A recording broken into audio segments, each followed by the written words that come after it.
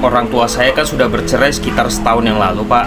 Kita kan hidup kan untuk masa depan, Pak, bukan masa lalu, Pak.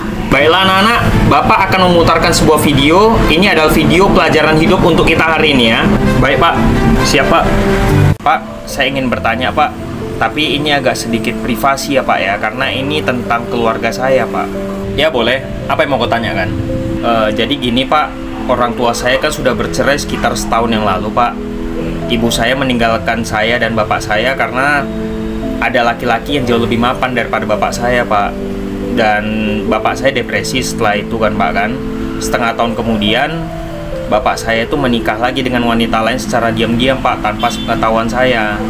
Dan mereka sekarang masing-masing sudah punya anak, Pak, dari pasangannya yang saat ini, Pak. Jujur, memang sudah berlalu, Pak. Dari ibu saya sudah berlalu 1 tahun dan dari bapak saya sudah berlalu setengah tahun. Cuman rasa sakit itu, Pak, masih sangat dalam, Pak, di hati saya, Pak. Apa yang harus saya lakukan sekarang ya, Pak ya? Jujur saya cukup depresi sih, Pak. Kalau Bapak boleh kasih saran, ya mungkin perjalanan hidupmu itu lebih pahit dari Bapak ya. Bapak nggak pernah digituin sama orang tuanya Bapak. Tapi Bapak cuma bisa kasih masukan atau kasih saran, janganlah kau itu lari ke hal-hal yang negatif seperti drugs atau minuman-minuman keras, narkoba, atau apapun yang berhubungan dengan hal negatif itu. Kalau bisa usahakan jangan kau menyentuh hal itu. Kau nggak peduli sama orang tuamu nggak masalah, tapi cobalah kau peduli dengan dirimu sendiri. Jagalah dirimu sendiri. Kau juga pasti suatu saat kan akan berkeluarga. Jaga dirimu untuk keluargamu nanti. Untuk orang tuamu, kau cukup doakan yang terbaik untuk mereka. Nggak perlu kau lakukan hal yang lain, nggak usah. Kau nggak mau berhubungan lagi sama mereka karena kau sakit hati, itu terserah. Itu mungkin dari hatimu karena mungkin rasa sakit yang terlalu besar yang kau terima buat kau tuh jadi trauma gitu kan. Tapi doakan aja yang terbaik untuk mereka. Yang perlu kau fokuskan sekarang, kau jaga diri, jaga masa depanmu, karena kau juga bakalan berkeluarga nantinya. Kau paham? Ya, Pak, paham, Pak. Makasih banyak ya, Pak. Ya, alhamdulillah kalau kau paham. Bapak hanya bisa mendoakan yang terbaik untukmu. Mudah-mudahan kelak kau bisa mendapatkan pasangan yang mencintaimu apa adanya, dan mudah-mudahan kau hidupnya bisa jauh lebih bahagia daripada sekarang ya.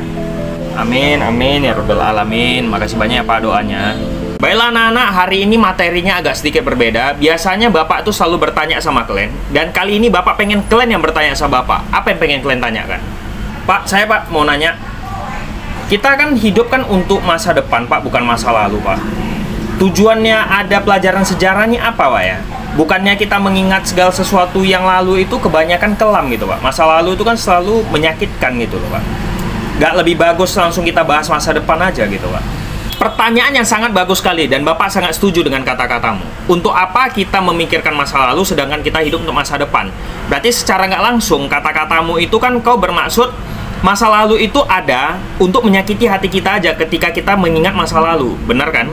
Nah, jadi Bapak harus menjelaskannya itu seperti ini. Kita ambil contohnya, nggak usah yang ribet lah. Sejarah suatu negara, masa lalu sebuah negara, nggak usah. Itu terlalu kompleks, terlalu rumit. Kita ambil yang sederhana aja. Ambil contohnya, kalian itu punya rekan bisnis di masa lalu. Rekan bisnis kalian ini pernah memanfaatkan kalian ataupun berkhianat sama kalian soal keuangan.